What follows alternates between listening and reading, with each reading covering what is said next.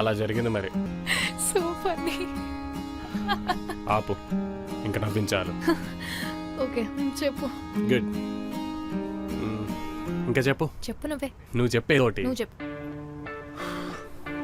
నువ్వు చెప్పు. అమ్మయ్య, మొత్తానికి ఏదో ఒకటి చెప్తుంది. చెప్పు చెప్పు చెప్పు. ఒక్కటి చెప్పు. చెప్పు చెప్పు చెప్పు ఫాస్ట్గా. నువ్వే చెప్పు.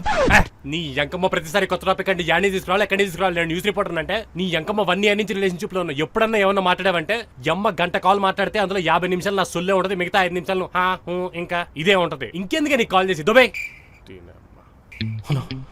ఫ్లోలో గట్టికి తిట్టేసానండి. Sorry baby.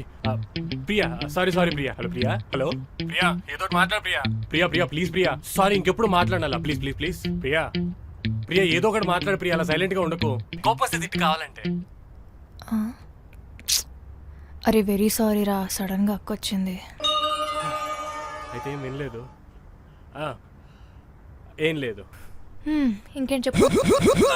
బుద్ధుందా లేదా నీకు అసలు? ఒకసారి చెప్తే అర్థం కదా. నీ ఎంకమ్మ మనిషివేనంటే నువ్వు అసలు. నువ్వు బతుకుతున్నావు కదా, నీకు లైఫ్ ఉంది కదా, నువ్వు చెప్పచ్చు కదా.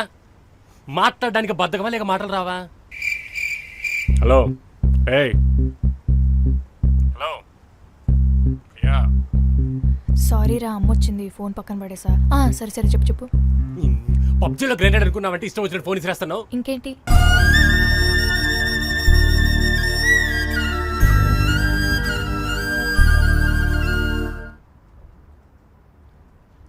సారీ రా, ఈసారి అత్తొచ్చింది. ఫోన్ పక్కన పడేసావు అంతేగా.